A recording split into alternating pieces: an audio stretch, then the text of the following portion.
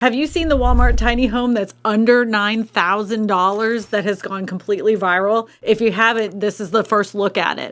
And quickly, when you're looking at it and seeing the price tag, you're like, what's the catch? Well, the catch is that it's just a frame and it's not necessarily a tiny home yet. But I want to bring your dreams to reality of what this would actually cost if you were to put this house together for yourself. And it's only if you own the land. So first, let's take a closer look at the specs of this specific house and then break down the actual cost it would take you to turn this shell of a home into a real tiny house. So the only way you can purchase this is by going to Walmart.com. I haven't seen it at any of the Walmart stores in my specific area. It's called Best Barns by Arlington. It's a 12 by 20 wood storage shed kit. The current price on it is $8,714. It has 2x4 studs and trusses. It has a 10-12 roof pitch. It has a 1x6 fascia and second floor ready to assemble dormers. It has an 18-inch by 24-inch single hung windows with decorative sunbursts. Well, at least it comes with windows because a lot of these kits do not come with windows, so that's a plus. It has two 18-inch by 36-inch windows with raised panels and shutters. It has pocket doors pre-assembled 6 foot and 6 inches. It has a sturdy build truss system with 40 pounds of snow load and 130-mile-an-hour wind load. That's actually pretty good. It has a loft area for second floor. It has pre-primed siding and 50-year limited warranty. Wait, there's a disclaimer here. It says, we aim to show accurate product information. Manufacturers, suppliers, and other provide what you see here and have not been verified. That's a little alarming. There's that. So now we got your little house. You have your dimensions. It cost you just under $9,000. So now let's get into the other costs when it comes to this. Get out your pen and paper. I'm going to go ahead and take off my sweater because this is going to get heated. The first thing you're going to want to do is budget out what you really need. And before you even start with that, I'm just hoping right now that you've already had permission to put this in the space you're putting it into. I know you own the land, but that doesn't mean necessarily you can put anything you want on it. And if you're turning it into a house, you're going to have to check with the regulations and restrictions in your area when it comes to the city, or if you live in an HOA, or even the state, because sometimes they have a minimum square footage requirements. Now, if you're putting in your backyard, that can be a completely different story. You already have a house that already has electricity, utilities, all that other stuff. That may require totally different permitting, but you have to make sure of those things even before you buy the tiny home from Walmart. It's only $10,000 now, but those little permits can cost you tens of thousands of dollars. Some areas are going to be much cheaper. I realize that. So write that down. Let's just say the minimum, $10,000. All right, we're going to go into Home Depot. I just had a crown on, so I'm talking funny. But we're going to go into Home Depot and look at some of the stuff that we would need for our tiny home and how much is that going to cost so we can budget it out. The next thing you're going to want to plan out is how close it needs to be the house, how far away it needs to be from fence lines. You're going to have to get a survey done. Now, a survey is going to cost different prices depending on what kind of survey is required for your specific area. I'm just going to round it out and be really kind and give it $1,000 for a survey. All right, this is the cheapest faucet I could find for the kitchen. Now you know where they can go. Now how much is it going to cost you to get water and electricity? Again, this is one of those things that costs so much money. If you're planning on doing off the grid, a well can cost as little as like $800 because they don't have to dig very far. I just talked to my friend Joe Eves, and he was saying if you're wanting to connect to water and sewer in some areas in Utah, just to get that done can cost up to $30,000. As cheap as $8,000 up to $30,000 just to connect to local water and sewer. Oh, that's expensive. So we're going to round that off again, and we're going to just say to connect utilities for water and sewer, we're going to just say we're going to go on the cheap side, $10,000. We got some lights up there.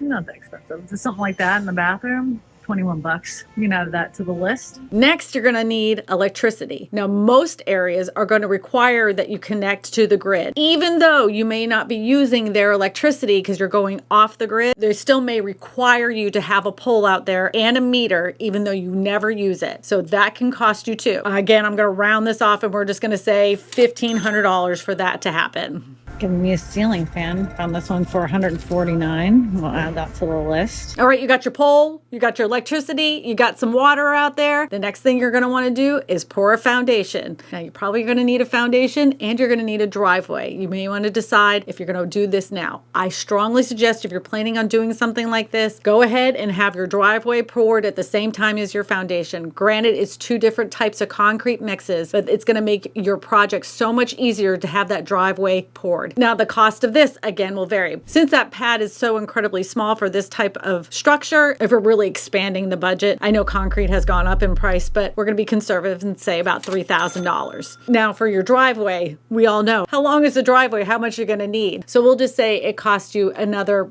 $3,000 for your driveway. All right, these are the kind of cabinets I'm talking about for the kitchen. That is only $309, and that would fit the little space that we would have. You're not going to get much more room than this. Now is the day we're going to actually move your tiny home onto its location so you can start actually fixing it up. The first thing you're going to want to do is start insulating this thing. You could do this kind of insulation, and this is very similar to what I have in my little tiny house, this foam stuff.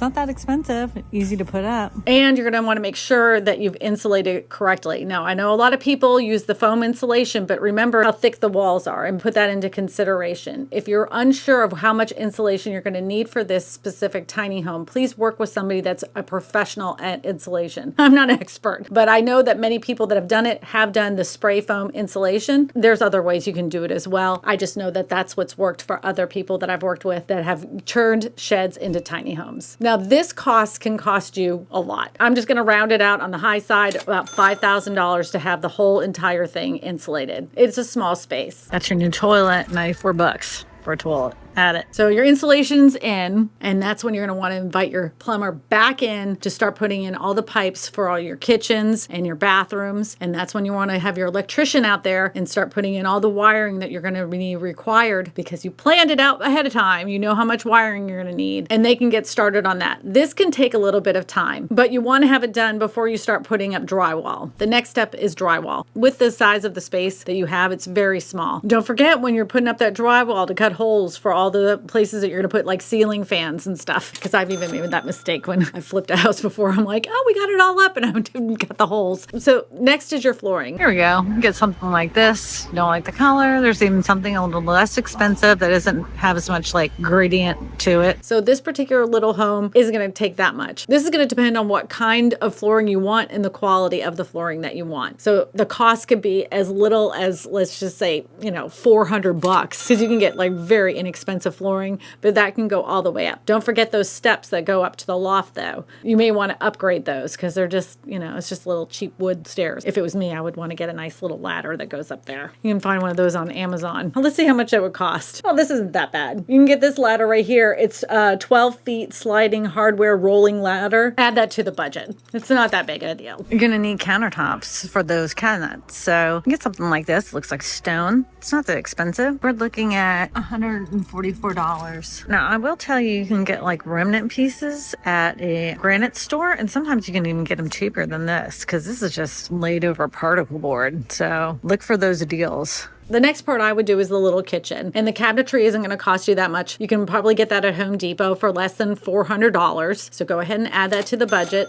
We're going cheap on the cabinetry. It's small anyways. You can find a small sink right there at Home Depot for less than $100, and you'll have to get your faucet. Next, you're going to want to get a very small refrigerator. I'm saying apartment-sized refrigerator. Remember that little refrigerator I saw at Home Depot? And look, it's $3.99. It's only $2.99 on Amazon. So check Amazon. Don't just go to Home Depot. Just add that to the budget because you're going to need a refrigerator if you're going to be living in this thing. So one of these big old buckets, it would probably cover the entire house, is $135, and this is good paint. So get yourself that. For these cabinets, the same color as we're going to do the bathrooms, so we'll just go ahead and paint them white. And if you decide that you want to put any hardware on them, again, I'll just tell you to go to Amazon. They get it really cheap. You can get each piece for like 30 cents. So there's only going to be like 4 cabinets in there, maybe 5. The hardware on that is less than like $3. So go ahead and add that to the budget. The next thing you probably want to do is texturize the walls, because if you put up just drywall itself, it looks silly. I mean, it just looks flat and it doesn't look very warm and inviting. Just a little bit of texture texturizing. You can buy that at Home Depot as well. You can buy what they call as a hopper, and it will texturize the walls. A lot of people like that orange peel look. That's what's in my little tiny house now. It's totally fine, but it does take time, and you're still gonna have to wait for it to dry before you ever put paint on the walls. And that will probably cost you a couple $100. We're gonna just go ahead and add that to the budget. The next thing is you're gonna wanna paint. So you're gonna do the inside of the house. Big old bucket of satin paint and primer. Bear $210 for this bucket. You're gonna need a can for all your trim work, so you're gonna use a different color there in most cases. So just go ahead and add that to the budget too.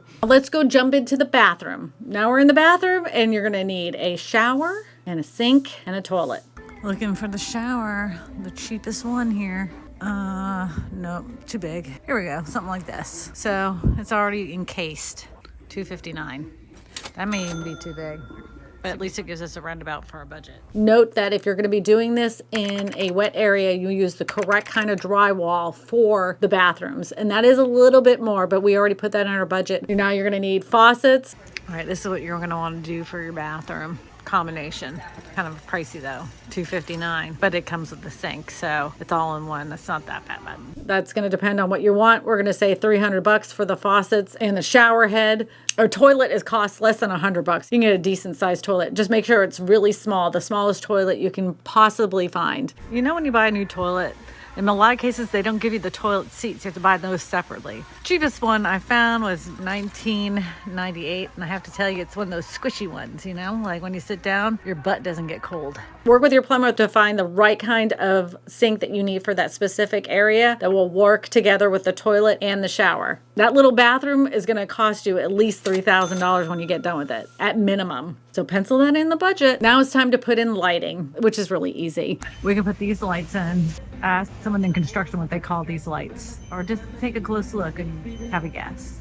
And you won't have a lot of lighting because it's such a small space, but that depends on how much you decided to go with when you worked with your electrician. But I'll also tell you, you can get really inexpensive lighting that looks very pretty, and you can get the smaller ones. So we're going to say about $600 for lighting, including the lights that go outside. I know that went cheap, but if you're pricing this outright, it should be no more than about $600. Next, we're going to get into one of the parts that can be very expensive, but I do not want you to go very cheap on, and that's your HVAC system. And it's important because of regulating the moisture content inside your tiny home itself. You don't want to get anything too big, and you don't want to get anything too small. So whatever your HVAC professional says for you to get, listen to them. Don't listen to anybody else. These people work on them daily, so just listen to them. I've had people like overstep when it comes to like manufactured homes, you know, mobile homes, and they're like, oh, I just really want a big one, and then they cause themselves all sorts of moisture problems. So listen to your HVAC guy and go ahead and have him put in your HVAC system. This is going to be pricey though. So like air conditioning units, if you didn't want to like a full HVAC system, look, you can get them as little as a couple $1,000, but you're still gonna need somebody to put it in for you correctly, just saying. Just add that on the list. So now that your plumber's done everything they needed to do in the bathrooms, in the kitchen, and getting it out either to the city or the well, the check you're probably writing out to him, at minimum, I'm talking as a generous minimum, it's about $3,000, but it's probably gonna cost you about 10 grand if you're hiring a plumber to do this for you. And that's for him to come out there before it's built, and then after you've gotten everything done, and him installing everything and making sure everything's in working order. If you're really handy and do that on your own, I appreciate that, but we're hiring the professionals. We want this tiny home to be done right. Now time to go outside. Now, if you remember correctly, they said that it was primed, but it hadn't been painted. So you're going to want to paint the outside. Because it's made of wood, I strongly suggest you get the best top high quality paint that you can for the exterior of this home, and don't go cheap. This is something you can do yourself. I mean, it's a perfect square. Probably going to cost you about $600 with supplies that you need to paint the outside. Not a big deal, but do it right. And now you got your tiny house put together, but you can't move in it yet. You still need a occupancy license. So you're going to have an inspector come out there from the county to come out there to make sure that everything in that house is operational and meets the local county standards for a home. Even if you're using this as an ADU, you still need to have them come out there before anybody can live in that space. In some counties, that will be an additional charge. Even though you've gotten the permit, you may have to pay an additional amount once you've gotten the owner occupancy license. In other states, it won't be a charge, but we're just going to say that's going to cost around $300. And this will be true of the electricity as well. They won't even flip it on until they've checked it to make sure it's not a fire hazard in most states. And now you've got all your house together. Let's see how much this is actually going to add up to. Oh!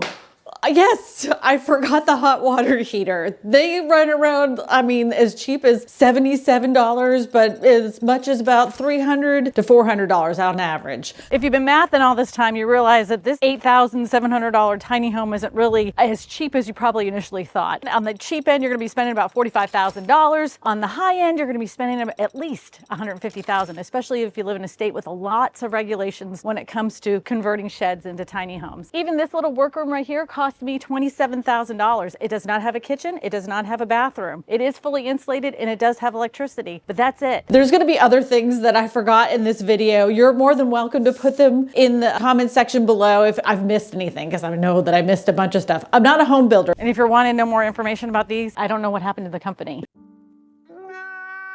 To watch more videos about tiny homes and tiny home shells, you're going to want to watch these videos right here. My name is Kristina Smallhorn, your real estate whisperer, and I tell you all this because good real estate information matters. Don't come in my bathroom again. That is so weird.